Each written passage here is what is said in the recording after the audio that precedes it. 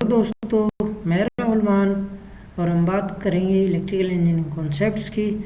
Subject हमारा electrical machine और topic हमारा आज का व्हाट इज़ ट्रांसफार्मर। आपने घर के आसपास या गली मोहल्लों में ट्रांसफार्मर तो देखे होंगे।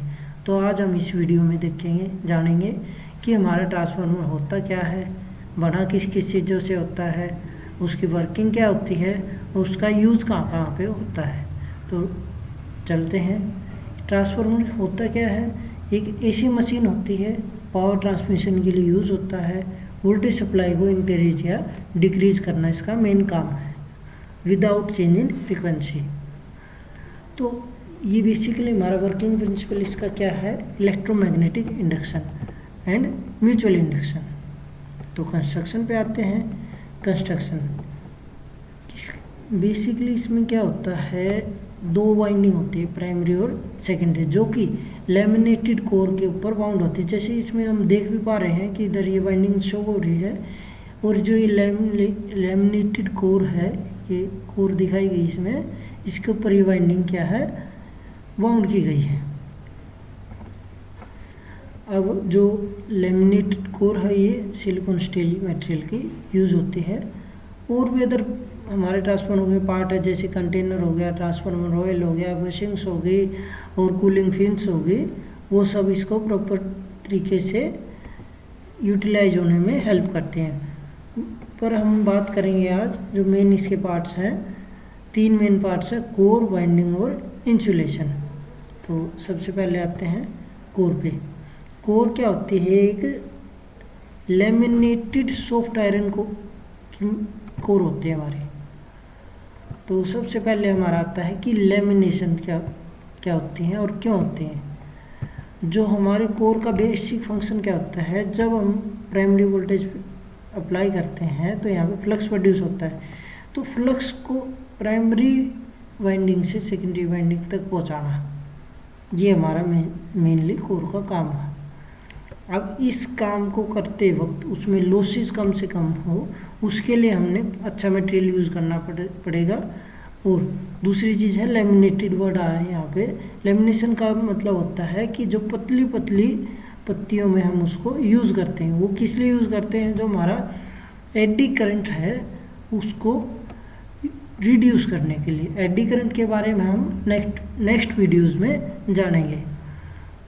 नेक्स्ट आता है हमारा सॉफ्ट आयरन। सॉफ्ट आयरन जो हमारा कोर का मटेरियल है, वो हमारा सॉफ्ट आयरन या फिर सिलिकॉन स्टील का यूज़ किया जाता है ताकि हम हिस्टैरिसीस लॉस है उसको कम कर सकें। उसके बारे में भी हम जो लॉसेस के नाम से वीडियो आएगी ट्रांसफार्मर की, उसमें जानेंगे। बात करते हैं। नेक्स्ट है वाइंडिंग। वाइंडिंग क्या होती है? हमारी कॉपर वायर की होती है जो बाउंड की जाती है ट्रांसफार्मर की कोर के ऊपर। दो टाइप की वाइंडिंग है, प्राइमरी और सेकेंडरी। प्राइमरी वाइंडिंग क्या होती है? जिस वाइंडिंग पे हम सप्लाई कनेक्ट करते हैं वो होगी हमारी प्राइमरी, और जिस वाइंडिंग से हम लोड कनेक्ट करते हैं वो होगी हमारी सेकेंडरी। अब बात कर, हमने देखा कि कॉपर का यूज़ किया जाता है इसमें, पीछे भी जिक्र हुआ है कि copper wires bound over the transmission line. तो जानते हैं कॉपर वायर्स ही क्यों यूज़ किया जाता है। उसकी दो प्रॉपर्टी हैं, पहली हाई कंडक्टिविटी ऑफ कॉपर और दूसरी हाई डक्टिलिटी ऑफ कॉपर। इन दो प्रॉपर्टी की वजह से हम कॉपर का मेन यूज़ करते हैं। कंडक्टिविटी हाई होने की वजह से उसका रेजिस्टेंस कम होएगा, पावर लॉसेस कम होएंगे, एफिशिएंसी ज़्यादा होएगी। सेकेंड थिंग क्या है? डक्टिलिटी हाई होने की वजह से उसको हम पतले पतले वायर्स में ईजिली फॉर्म कर सकते हैं, जिससे हम उसको बाइंडिंग्स बनाने में हमें आसानी होगी। अब बात आती है इंसुलेशन। इंसुलेशन क्यों चाहिए और क्या क्या इंसुलेटिंग मटेरियल होते हैं उसके बारे में देखते हैं। इंसुलेशन सबसे पहले हमें वाइंडिंग की ज़रूरत होती है। वाइंडिंग बनाने के लिए हम जो ट्रन बनाते हैं, एक ट्रन से दूसरे ट्रन को भी हमें इंसुलेट करना पड़ता है। उसके लिए हमें इंसुलेटिंग मटेरियल का यूज़ करना पड़ेगा। अब सेकेंड थिंग क्या है? ट्रन इंसुलेट होगी, उसके बाद जो वाइंडिंग से जो हमारी ट्रांसफार्मर की कोर है उसको भी इंसुलेट करना पड़ेगा, उसके लिए भी हमें इंसुलेटिंग मटेरियल यूज़ करना पड़ेगा। फिर हमारे जो एक वाइंडिंग से दूसरी वाइंडिंग है उसको भी इंसुलेट करना पड़ेगा, उसके लिए भी इंसुलेशन मटेरियल का यूज़ करना पड़ेगा। तो बेसिकली हमारे जो मेन इंसुलेटिंग मटेरियल होते हैं वो है insulating oil, insulating tape, insulating paper, would based lamination. अलग अलग इंसुलेटिंग मटेरियल का अपना अलग अलग डिफरेंट यूज़ है। तो कंस्ट्रक्शन हमारी कंप्लीट होगी। अब बात करते हैं वर्किंग। वर्किंग हम सीधा सीधा समझेंगे कि हमारे इधर प्राइमरी वाइंडिंग है n नंबर ऑफ टर्न्स हैं, सेकेंडरी वाइंडिंग है n1 n2 कुछ भी मान सकते हैं आप, नंबर ऑफ टर्न्स हैं। तो सबसे पहले हम अप्लाई करेंगे primary voltage. Primary voltage apply करी, इसका कुछ इम्पीडेंस था, उसकी वजह से प्राइमरी करंट फ्लो होएगा। करंट फ्लो होएगा, इसके अंदर फ्लक्स प्रोड्यूस होएगा।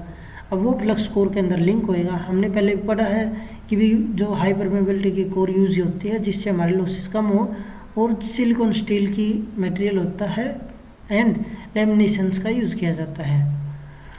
अब यहाँ पे ये में जो फ्लक्स प्रोड्यूस हुआ, फ्लक्स प्रोड्यूस होने की वजह से पहले तो हमारी जो प्राइमरी वाइंडिंग थी उसी के अंदर ईएमएफ इंड्यूस होएगा, फिर वही सेम फ्लक्स लिंक करेगा सेकेंडरी वाइंडिंग में भी, वहाँ पे भी ईएमएफ इंड्यूस होएगा।